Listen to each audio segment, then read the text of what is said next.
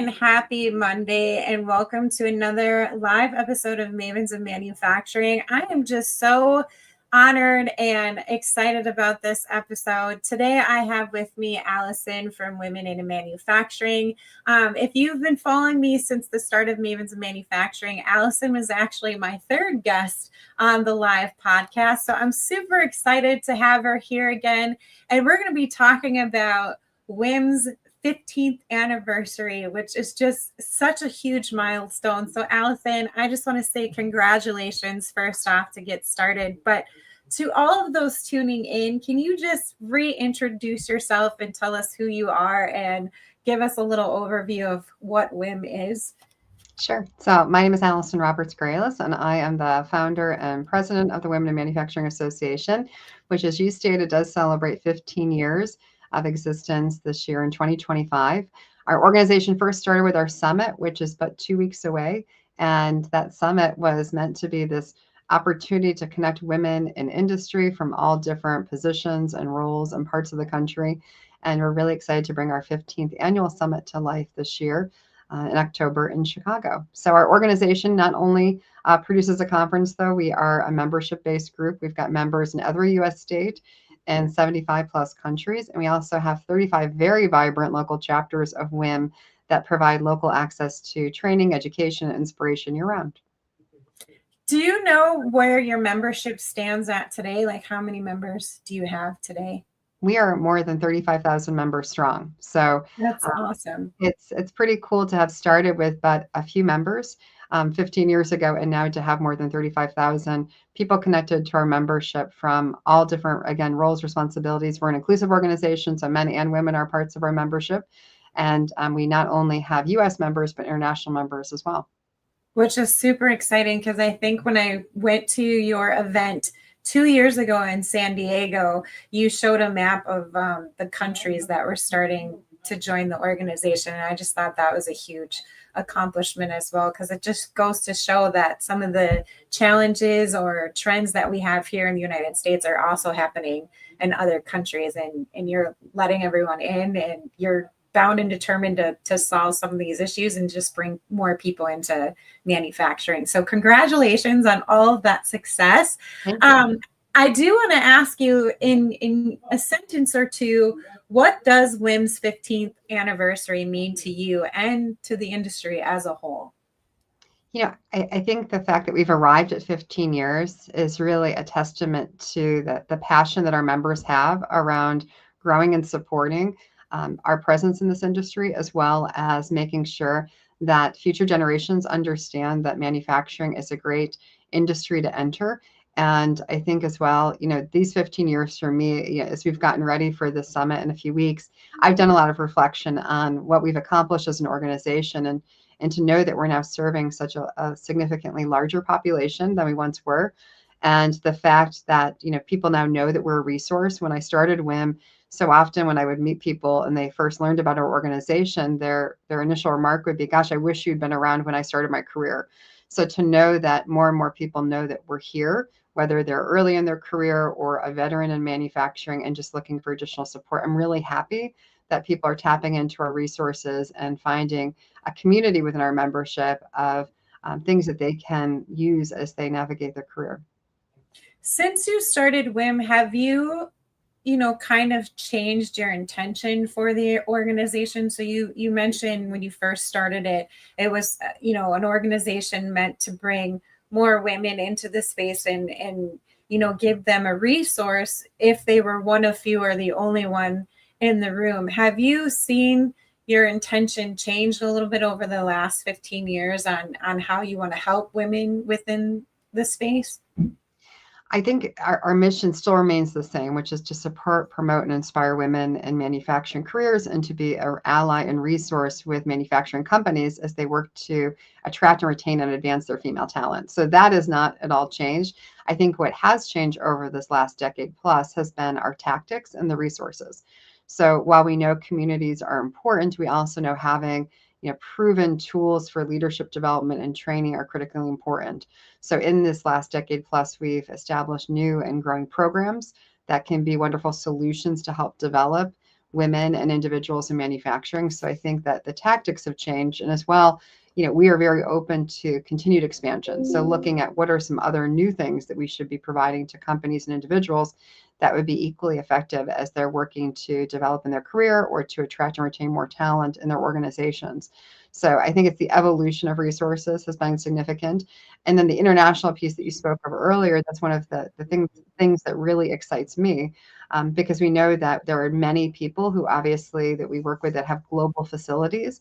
So, pandemic was really a changing and pivotal point for us to be more inclusive as an organization, to have people from all over the globe participate in WiM and to tap into our resources. So that has been something that has been exciting to know that we can not only now be a resource for companies in their US facilities, but in their international ones too.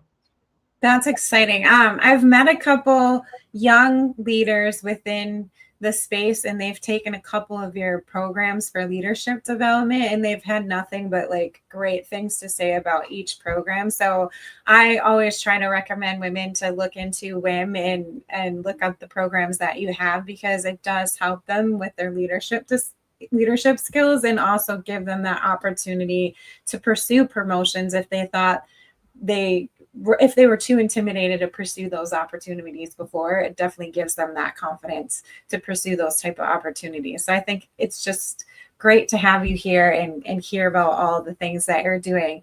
I do want to focus on the summit a little bit, because that's just around the corner. I think your countdown on the website said 12 days, which is crazy that it's almost here, because I feel like we've been talking about it since January, when I first saw you at the beginning of the year for the Men and Allies conference. We were talking about it there. So it's in October. It's October 12th through the 14th at the Chicago McCormick Place. And the theme this year is Make Your Mark. So what was the inspiration behind that theme for this year's summit, and what are you hoping that attendees will gain from attending this year? Yes, I think this theme for us really, it seemed to nicely encapsulate the work we've been doing since inception, and kind of highlighting the importance of storytelling and people, having a sightline to what do they want their legacy to be before they retire or leave this industry. And so the goal here is to create opportunities for connection. So for people to meet of our guests, new people, for people to expand their network, and to hopefully leave inspired about how can they go home, back to office, back to personal life, and better share their passionate story about what it is that excites them about their career and their position in manufacturing, to ideally inspire others to perhaps pursue a career in manufacturing and or pursue perhaps a position that's a little different than the one that they have in manufacturing. So there's huge power in telling your story. And so we hope that people leave very inspired to share their story more proudly and broadly, and then as well to, again, have an impact on others, giving manufacturing a glance and looking at it as a great place to work. So what's new or bigger this year that has not been present in past years of the summit? So we are all about expansion. We're all about stretching what it is that we can cram into 3 conference days. So we have once again surpassed what has been our historical mark of numbers of educational sessions. So I think as of current count, we are at more than 65 educational tracks. So I think for one of the offerings, we even have 9 different options of something you could attend during one of our breakout sessions. So we've got 125 plus speakers. We've got 12 plant tours. So those are 12 companies we're highlighting in plant tours, but there's more kind of rounds of tours that you can participate in some of those companies, with still yet a few openings in some of those plant tours. And so those are a great way to see manufacturing live and in action. I always think really fruitful, because you can benchmark on some cool things that you're seeing in action that you can take back to your own facility. We have 5 keynotes, and then again, those breakout sessions, which I think are really cool, which are at 65 plus, they are facilitated in lots of different ways. So some are lecture style, some are interactive roundtables, some are panel discussions, some are workshops. So the idea is that people can find some offering that speaks to them, whether it be in their current role and responsibility or something they aspire to, a new role or responsibility, that there's a track that suits them. And so of those track sessions, we try to make them very clear as to kind of who the audience is that it's intended for, the content matter. And then we even have special breakout sessions for folks like young professionals So we know that people earlier in their career might have different needs as they're figuring out how to navigate again their journey. So young professional special programming, we've got special programming for allies, which we know are critically important in this industry for us to create change. We know men still make up the majority of manufacturing leadership positions, so it's critical that we have them along for the ride as we look at ways to retain and advance females in manufacturing. And then we also have special programming this year for the first time ever for our first timers. So we have what's called now our Pathfinders program. So if you're coming to conference for first time on the early start of the conference, you can attend a very interactive workshop where you'll get to know how to navigate Summit 2025 and also make some new friends.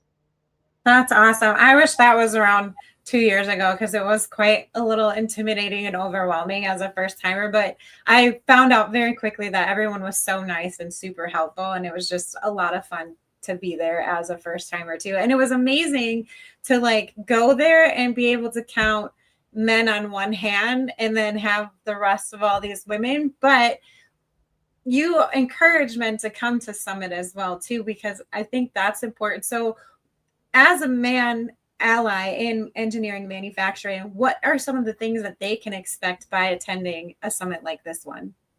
Yeah, so we encourage all to attend, and our male participants that are there, as I mentioned, we do have some special programming just for allies.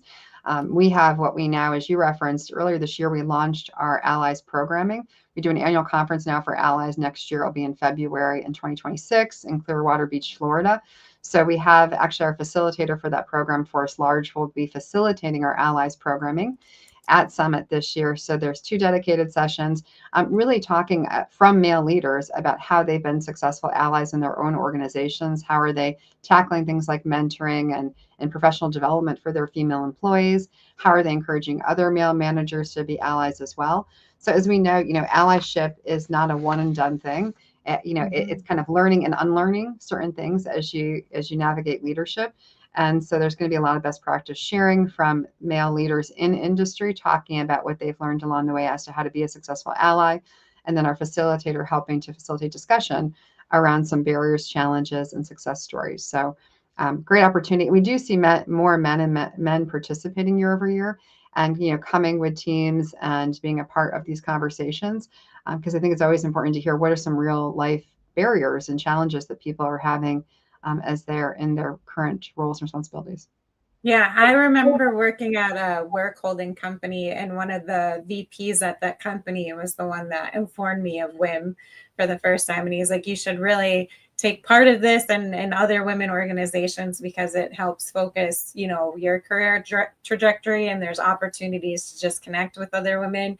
And he was a huge advocate for it. So I think that's an important step too, is to just have guys encourage women to get involved with groups like this one.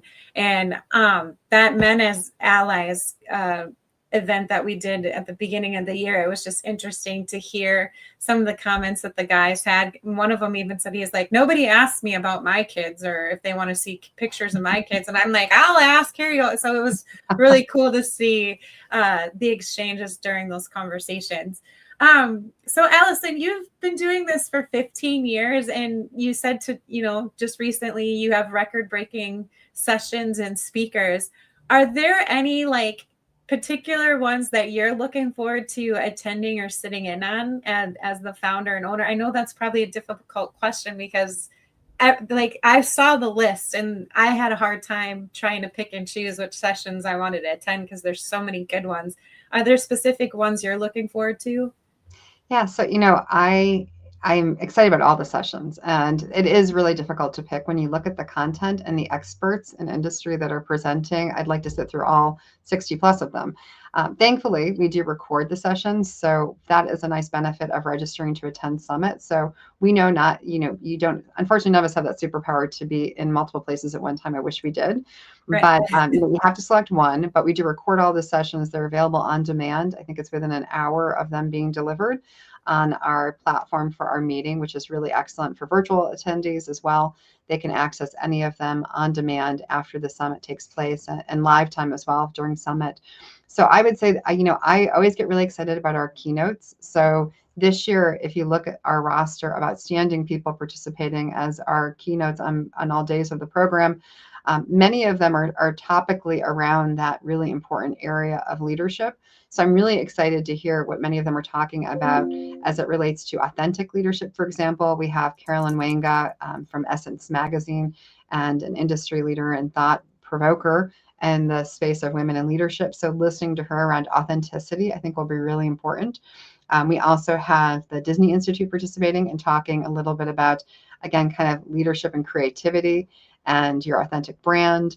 And I'm really excited, I just got off a pre-con call with the president of the National Women's History Museum, and we're going to talk a lot about kind of the importance of our trailblazing women of the past and present, and how all of us can be better storytellers of highlighting that women are not a footnote, which is one of their current campaigns, and instead the great contributions women are making in all spaces of kind of the workforce. So I'm really excited about that conversation with the National Women's History Museum.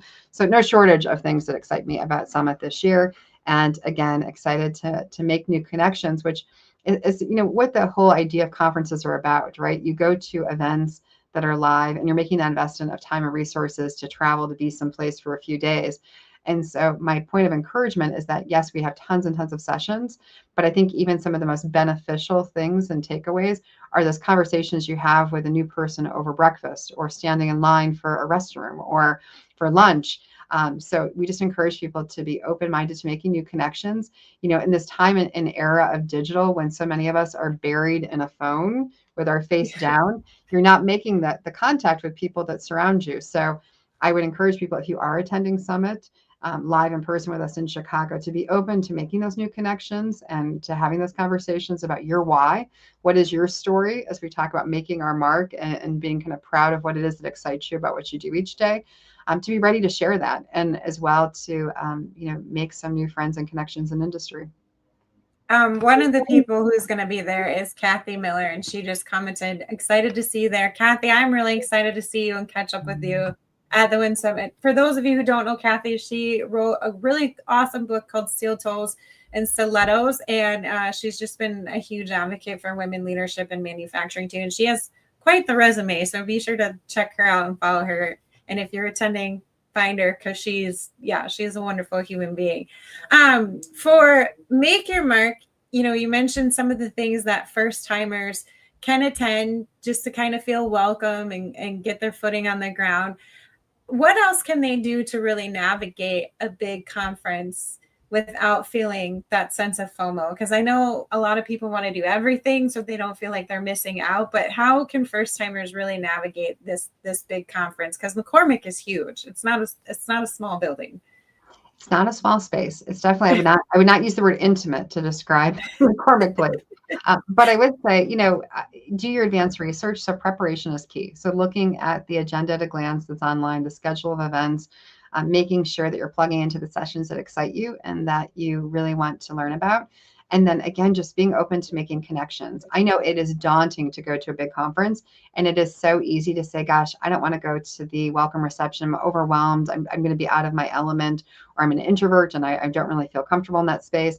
No, there are others like you who are also a bit overwhelmed by that concept of big conference, big event, and to challenge yourself to attend all of those sessions, and to just make a new friend, to talk to someone in line, to find a table where there's an unoccupied seat and to sit down, and to kind of put yourself out there to engage in the event. That's why you're there, is to participate and to be with new people and to make new connections. So I would encourage people to find those sessions that you want to participate in, sign up for those in advance, because that does help us understand how many people are coming to each of the breakout sessions and the program pieces. And then to not go back to your hotel room, and to participate in all of those things that are offered, so that you're taking advantage of the full opportunity of being at Summit 25. So participate, find a new friend. We have tons of friendly staff that will be around to help people if they need an introduction or need help finding where to be next. So we'll have those navigators around to make it even easier for you. One of the things that I find helpful too is you guys have an app, so you can use that to really schedule what conversations you want to attend. It gives you information about some of the networking events, and then also some of the company tours that are available, if they're still available. I think one of the new things you're doing too this year is there's some improv sessions that you can sign up for if they're not already booked up. at what is it called? Sin City? Is that the Second place? City. Yeah, it's Yeah. a Second City. This is our second year partnership with them, and they are an amazing resource for individuals. And so they will, through a more dedicated and more intimate workshop, you can sign up for one of two offerings to participate in our Second City learning. And they're showing in real life demonstration with the audience that signs up kind of the power of improvisation and how it can work and yield huge success and benefit for you in your professional life. So I know people raved about it last year, so we brought it back this year with the two offerings. And Second City is, born out of Chicago. So what better partner for us as we're delivering that? And that's actually produced by our education foundation. So while WiM celebrates 15 years this year, our foundation celebrates 10 years next year in 2026. And our foundation is focused on providing affordable and accessible education for all in industry. And this is one of the resources that they are highly invested in, is offering these Second City workshops. That's really cool. I think that taps into your leadership creativity one as well too. So I Yeah. unfortunately didn't sign up for that, but I'm excited to hear about other people's experience with it, and hopefully some fun, hilarious conversations will come out of that, because I think improv can be so hilarious sometimes. Yeah. You mentioned the leadership conversations, authentic leadership, making your mark, how important it is for storytelling and sharing your why. Are there any other trends that will be taking over the stages there at the WiM Summit in regards to AI, automation, retention, or inclusive leadership? What are some of the other trends that you'll be touching on? Yeah, any and all. I'm using improv skill, right? Yes, and yes, and we'll be covering all of those topics during our breakout sessions. So our 60 plus sessions that we have, we'll be tackling all those things. What is the future of manufacturing, the future workforce, trends and tactics for recruiting and retaining your talent. We'll be talking about technology and the impact of artificial intelligence on manufacturing. Obviously, that has a huge impact on both present manufacturing and future positions and what manufacturing looks like going forward. So all of those topics will be addressed. And again, the goal is to hear, we all know the barriers and the problems facing our industry present day, but ideally we want to be focusing on solutions. So what are those solutions you and others from your organization can take back to your organizations to create change and to create improvement in different areas? So, where is WIM focusing its next 3 to 5 years of impact then? And I know that might be difficult, because I feel like you guys do pull information from some of the registrations for each discussion and topic to help guide that strategy. But where do you see the biggest impact over the next 3 to 5 years that you'll be focusing on? Yeah, so we've done strategic planning, so we have a plan that's helping guide our decision making and our resources and the direction of the organization until 2030 and beyond. So when we look at the next few years, we're very focused on reaching more people. So as I mentioned, we're at 35,000 members present day. That's amazing, and we're very proud of that. But there are 3.7 million women in manufacturing in the US. So there are far too many people that do not know about still women in manufacturing and the resources that we offer. So, a key objective of ours is to reach more people. When you talk about tactics and how to do that, one of our goals is by 2030 to have 50 chapters of our organization throughout the US and abroad. So to have more local entities, because we know that not everyone can travel to a conference, not everyone has those resources or ability. So expanding our local reach is a critical initiative of ours so that we can serve more women and men in industry. We also talked a little bit about international expansion. So that is an objective of ours to expand that even further going into the next 5 years. So we'll be holding our first ever European summit in 2026 in Dublin, Ireland. So we were really excited to expand there. And then we are continuing with our current practice of at least a quarterly program internationally. So we held our first this year for 2025. This was program 8 for us internationally. So earlier this year, we had our first program in Monterrey, Mexico, and we had a massive wait list to participate. So we know there's a huge market and interest in Monterrey, Mexico. So we'll be heading back there in February, sponsored by Siemens. We're actually heading to Cork, Ireland here on November 11th with an international program hosted by PepsiCo. So we have many international activities happening. And again, that first European summit for us in 26. And I guess the third other key area for us that is an area of focus is really, as you look at the landscape of manufacturing, we know that there is lots of technology infusing changes in industry. So making sure that we are a thought leader in that space and a key resources that companies turn to. So thought leadership and also looking at some core issues affecting manufacturing is really important. So we have been more focused on kind of government affairs, not necessarily doing lobbying. That's not something that our organization ever aspires to do.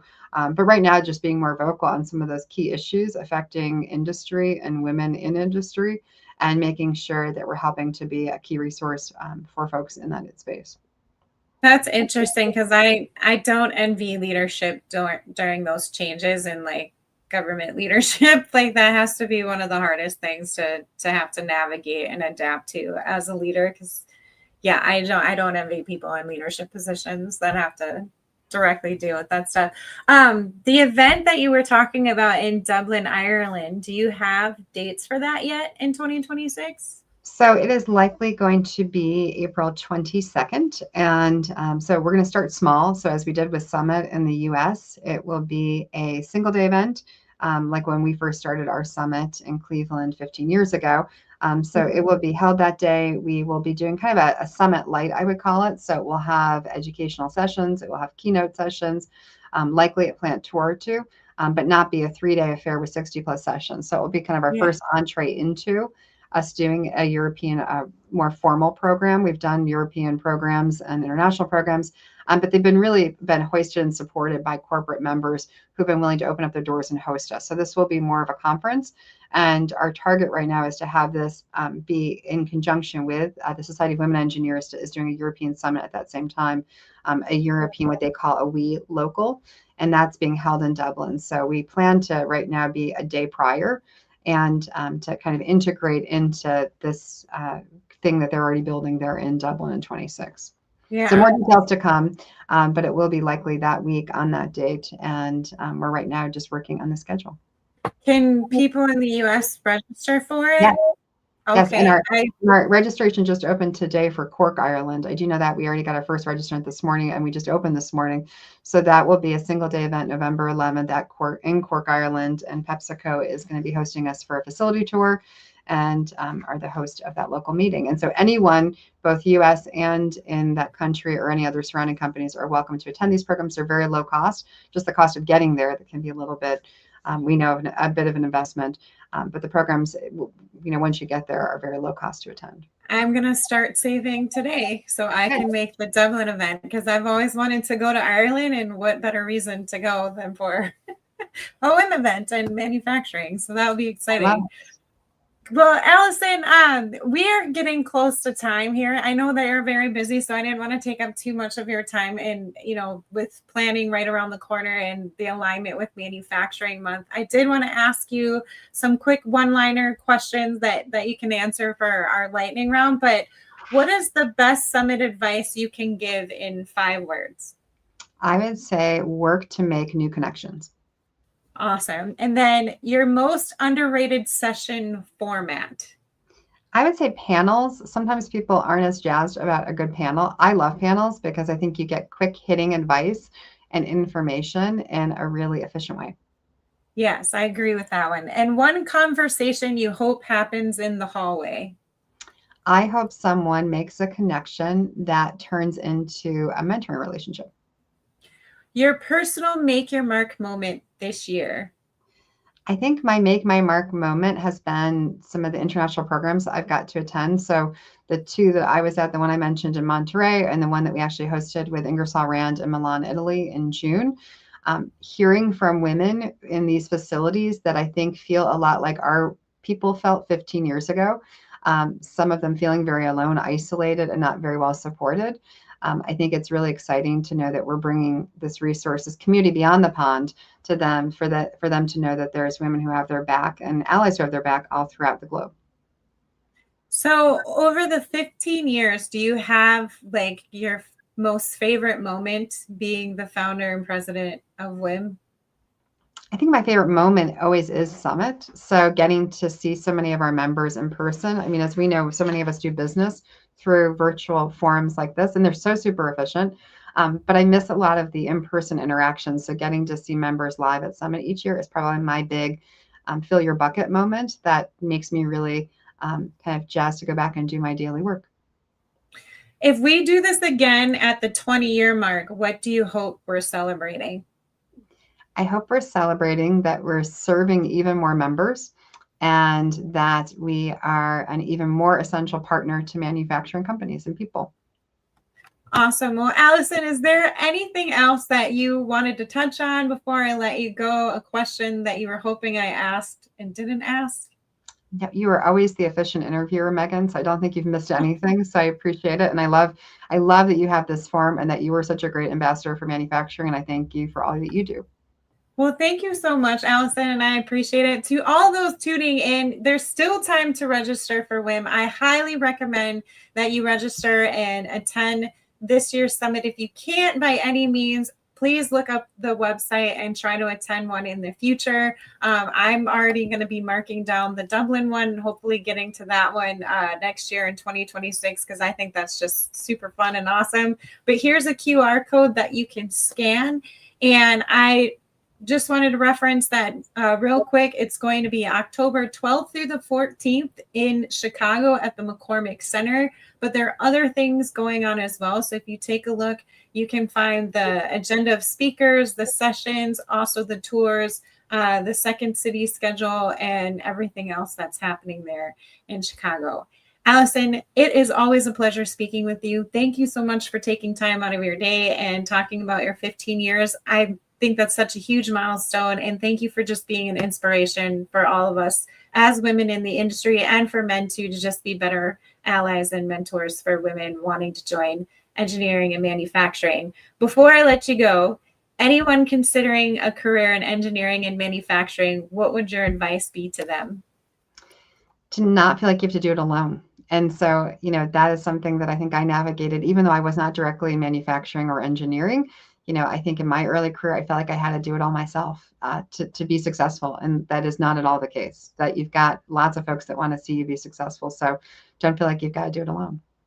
Awesome. Well, be sure to connect with Allison on LinkedIn and Women in Manufacturing. They have so many chapters here in the United States. I do events in Wisconsin as well as in Illinois because I'm right on the border. So I'm very lucky to have so many chapters to attend, but they're great events. You can also look up some of their programs too that are virtual. They have a great Moms in Manufacturing program, some really great leadership programs. All of that information is on their website. I hope you guys have a great rest of your week, and I hope to catch you at the Women in Manufacturing Summit in October. Take care, everyone. Bye. Thanks, Megan. This episode of Mavens in Manufacturing has been sponsored by Z Ink Solutions. Z Ink Solutions. This isn't your grandmother's copywriting service. We provide copywriting and copy editing services that provide impactful text and memorable storytelling for a variety of brands and industries. Contact us today at zinksolutions.com. That's z-inksolutions.com.